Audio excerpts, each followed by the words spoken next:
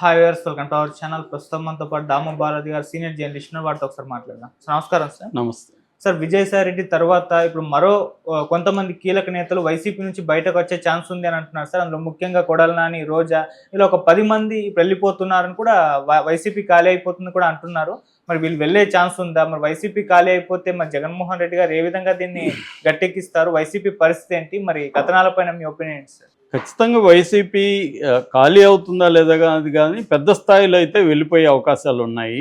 ఎందుకంటే విజయసాయిరెడ్డి వెళ్ళిపోయాడు, ఆల్రెడీ రాజ్యసభ సభ్యులు 3-4 వెళ్ళిపోయారు కాబట్టి ఇంకో మిగతా అయోధ్య రామరెడ్డి కూడా ఆయన రిజైన్ చేశాడని అన్నంత వార్త వచ్చింది. ఆయన ఖండించాడు. ఇప్పుడు ఒక వార్త వైరల్ అవుతుంది ఏంటంటే కొడాలి నాని, రోజా కూడా వెళ్ళిపోతున్నారని. రోజా సంగతి మనకు తెలియదు, ఎందుకంటే రోజా నిన్న కూడా కూటమికి యాంటీగా ఆమె మాట్లాడింది. కూటమికి యాంటీగా ఈ మధ్య గట్టిగానే రోజా మాట్లాడుతుంది. కానీ కొడాలి నాని నోరు తెరవట్లేదు. కొడాలి నాని అరెస్ట్ ఎందుకు చేయట్లేదు ఇప్పటి వరకు అనేది కూడా పెద్ద ఆశ్చర్యమే. ఎందుకంటే కొడాలి నాని మీద ఉన్నంత కోపం వైసీపీలో జగన్ మీద కూడా ఉండకపోవచ్చు. ఎందుకంటే కొడాలి నాని చంద్రబాబుని కానీ, లోకేష్ని కానీ, పవన్ కళ్యాణ్ కానీ కొడాలి నాని తిట్టినట్టుగా ఎవరు వాళ్ళని జీవితంలో తిట్టి ఉండరు. అంత దారుణంగా అతను మాట్లాడేవాడు. కాబట్టి వైసీపీ, తెలుగుదేశంలో, జనసేనలో కార్యకర్తలకు అందరికి కూడా రక్తం ఉడికిపోతుంటుంది కొడాలి నాని అంటే పేరు చెప్తేనే.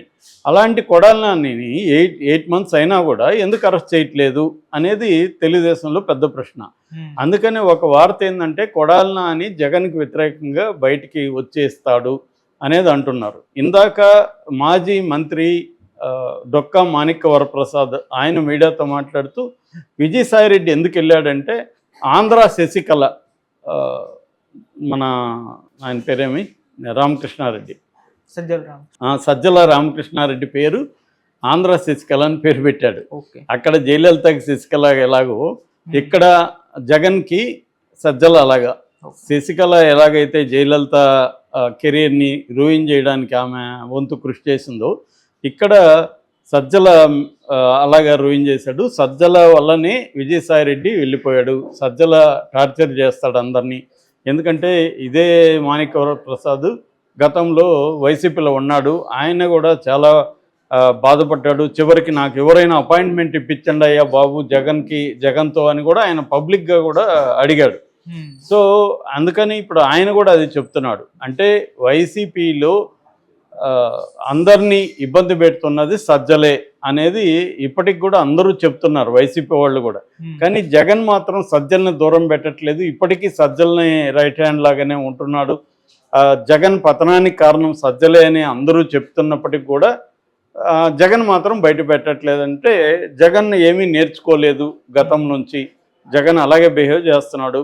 అందువల్ల మొత్తం ఖాళీ అయిపోతారు అనేది మాణిక్య వరప్రసాద్ కూడా చెప్పాడు తెలుగుదేశం. అట్లాగే తెలుగుదేశం నుంచి చాలామంది కూడా ఇప్పుడు పోస్టులు పెడుతున్నారు. వాళ్ళందరూ కూడా ఏమంటున్నారంటే ఇటు జనసేన, తెలుగుదేశం, బీజేపీ కానీ డోర్లు ఓపెన్ చేస్తే అటు నుంచి మొత్తం వచ్చేస్తారు. ఈ డోర్లు ఓపెనింగ్ కోసమే వెయిట్ చేస్తున్నారు.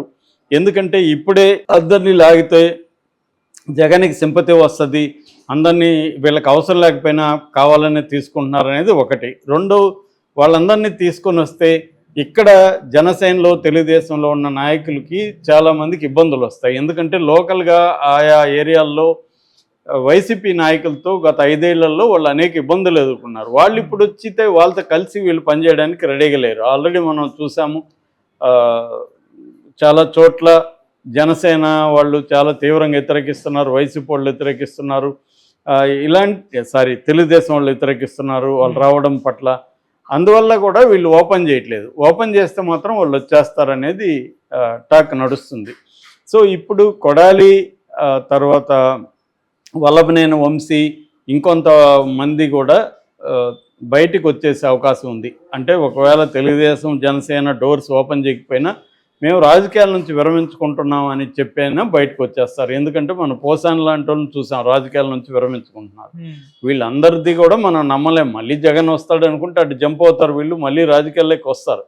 కానీ ఇప్పుడు పరిస్థితి ఏంటంటే వైసీపీ చాలా కష్టాల్లో ఉంది. ఆల్రెడీ కేసులో ఒక పక్క చాలామంది జైళ్ళల్లోకి వెళ్ళిపోతున్నారు, ఇంకొంతమంది బయటకు వచ్చేసే అవకాశాలు అయితే కనిపిస్తుంది. ఎందుకంటే వాళ్ళకి first preference Telugu Desam, next Janasena, next BJP, last preference Congress. Congress ఎందుకంటే అక్కడ అసలు ఉనికి పెద్దగా లేదు కాంగ్రెస్. ఎందుకంటే షర్మిల మొత్తం కూడా ఇప్పటికి కూడా జగన్ మీదనే ఆమె పోరాడుతుంది కానీ కూటమి మీద పోరాడలేదు. కాబట్టి కాంగ్రెస్కి అక్కడ ఎవరికి కూడా కాంగ్రెస్ మీద నమ్మకం లేదు. కాబట్టి కాంగ్రెస్లోకి రాలేదు. ఒకవేళ కాంగ్రెస్లోకి వెళ్ళినా వాళ్ళని కేసుల నుంచి ఇంకో దాని నుంచి షర్మిల కాపాడే పరిస్థితి లేదు.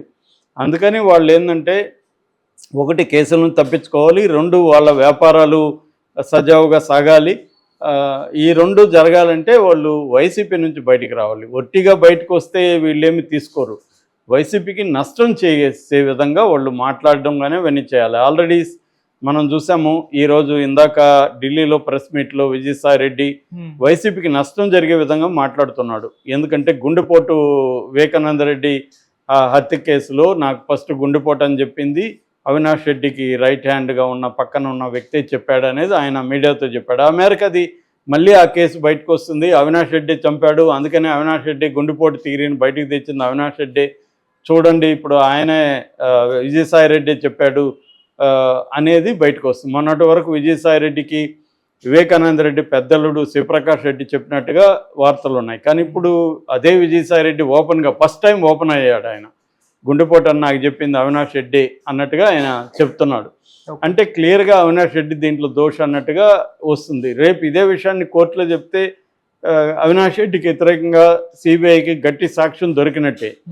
సో అదొకటి. అలాగే విక్రాంత్ రెడ్డి అక్కడ ఏది మన కాకినాడ సీపోర్టుని బెదిరించి అందులో వాటాల్ని అరవిందో వాళ్ళకి రాయించడంలో నా రోల్ ఏం లేదు, విక్రాంత్ రెడ్డిదే ఉంది అన్నట్టుగా కూడా ఆయన చెప్తున్నాడు.